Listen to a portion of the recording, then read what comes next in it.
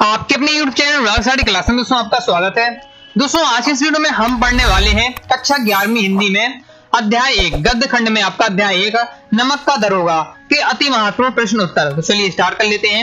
Okay, ये जो मैं आपको क्वेश्चन आंसर बताऊंगा ये एनसीईआरटी बुक के हैं और मैं इसमें आपको सिलेक्टेड क्वेश्चन ही बताऊंगा जो आपके अक्सर पेपर में आते हैं। तो चलिए स्टार्ट कर लेते हैं। पहला दोस्तों क्वेश्चन है, कहानी का कौन सा पात्र आपको सर्वाधिक प्रभावित करता है और क्यों? पेपर में इस प्रकार से क्वेश्चन आएगा आपका कि नमक का दरोगा कहानी में कौन सा पात्र आपको सर्वाधिक प्रभावित करता है, क्यों? ओके, चलिए देख लेते हैं इसका आंसर।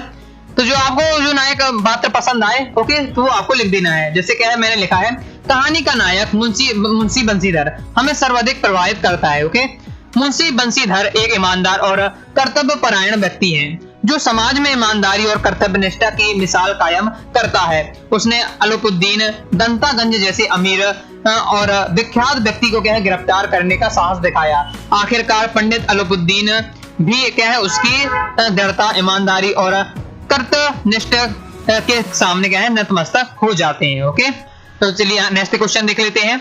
नेक्स्ट दोस्तों क्वेश्चन है आपका, नमक का दरोगा कहानी में पंडित अलोपुद्दीन के व्यक्तित्व के कौन से दो पहलू या दो पक्ष उभर कर सामने आते हैं? देख लेते हैं और उत्तर आपको लिखना है।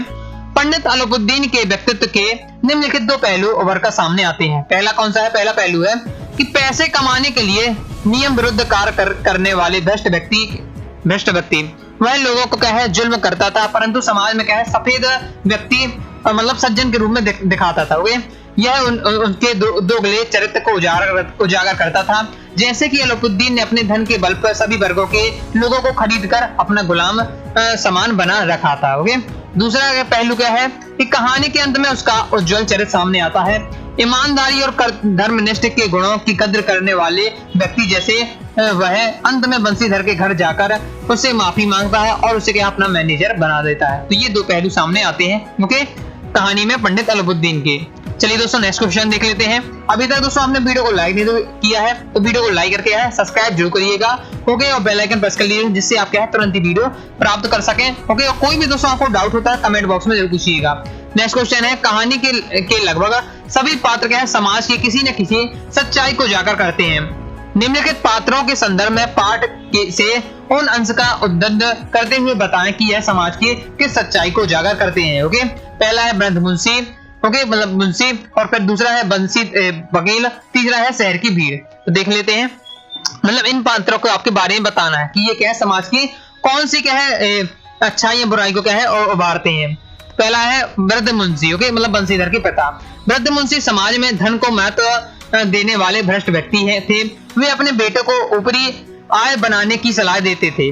वे कहते हैं कि मासिक वेतन तो पूर्णमासी का चांद है जो एक दिन दिखाई देती है और घटते घटते लुप्त हो जाती है। ऊपरी आय बहता हुआ स्रोत है जिससे क्या है सदैव प्यास बुझती है। ओके, दूसरा है वकील पात्र। तो वकील के जो पात्र है उन्हें देख लेते हैं। आजकल जैसे धन लूटना ही वकीलों का धर्म बन गया है।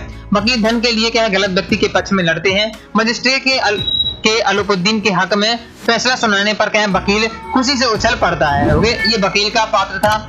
और शहर की भीड़ क्या है? शहर की भीड़ क्या है दूसरों के दुखों का तमाशा जैसा मचा लेती है। पाठ में एक स्थान पर कहा गया है भीड़ के मारे छत और क्या है दीवार में छेद न रह गया। ओके, तो चलिए नेक्स्ट क्वेश्चन देख लेते हैं। नेक्स्ट क्वेश्चन है दोस्तों चौथा क्वेश्चन, निम्न पंक्तियों को ध्यान से पढ़िए। नौकरी के ओहदे की ओर ध्यान मत देना, यह तो पीर का मजार है।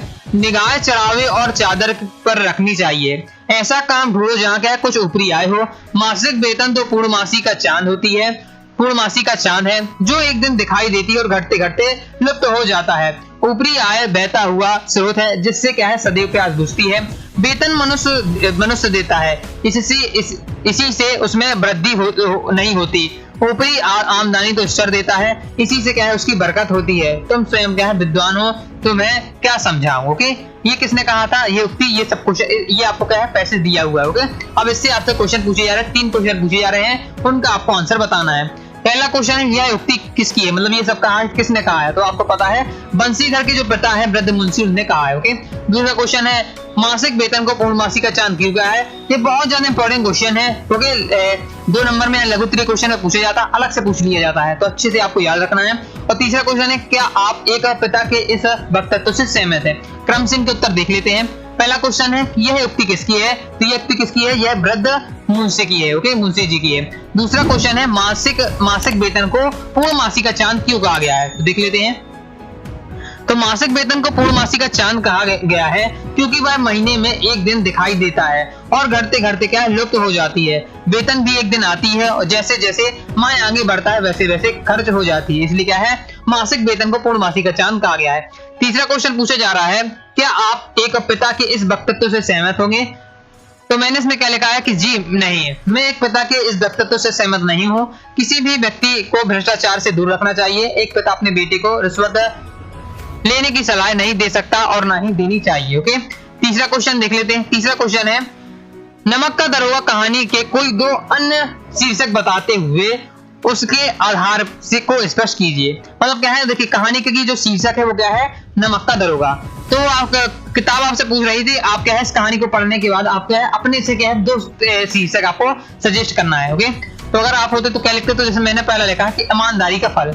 ईमानदारी का फल हमेशा सुखद होता है। मुंशी बंसीधर को कठिनाइयों का सहने के बाद भी अंत में क्या है, ईमानदारी का सुखद फल मिला।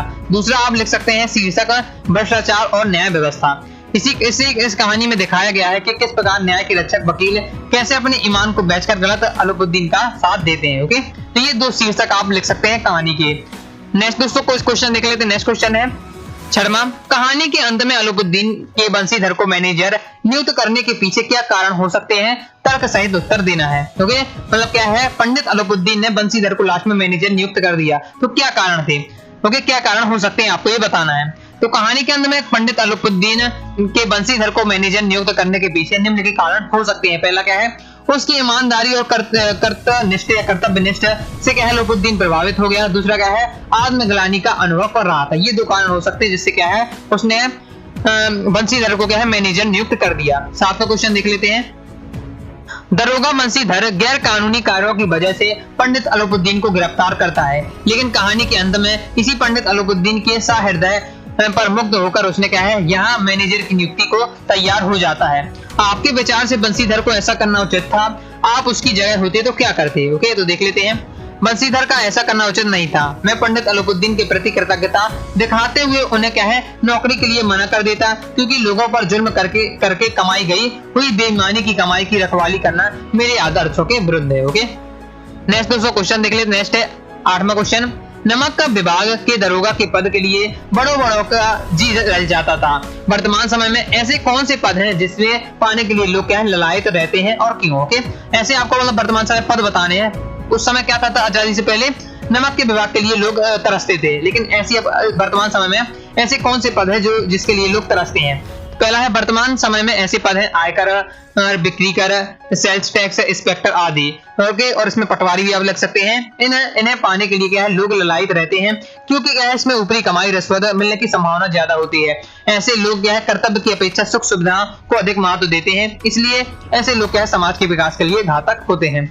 तो इस प्रकार से मैंने आपको क्या है टोटल क्वेश्चन करा दिए हैं नमक के दरोगा चैप्टर के। आई होप दोस्तों आपको वीडियो पसंद आई होगी और समझ में आया होगा क्वेश्चन और उनके आंसर।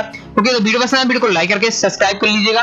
कोई भी दोस्तों आपको डाउट हो कमेंट बॉक्स में जरूर पूछ लीजिएगा। टेलीग्राम को ज्वाइन कर लीजिएगा। ओके, नोट्स वगैरह प्राप्त करने के लिए। साथ ही इंस्टाग्राम, फेसबुक, ट्विटर में भी आप फॉलो कर लीजिएगा, जिससे आपको इन्फॉर्मेशन मिलती रहे।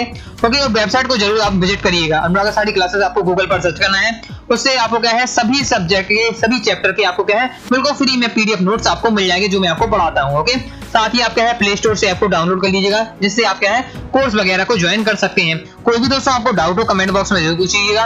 ओके, तो मिलते हैं नेक्स्ट वीडियो में, तब तक के लिए बाय बाय।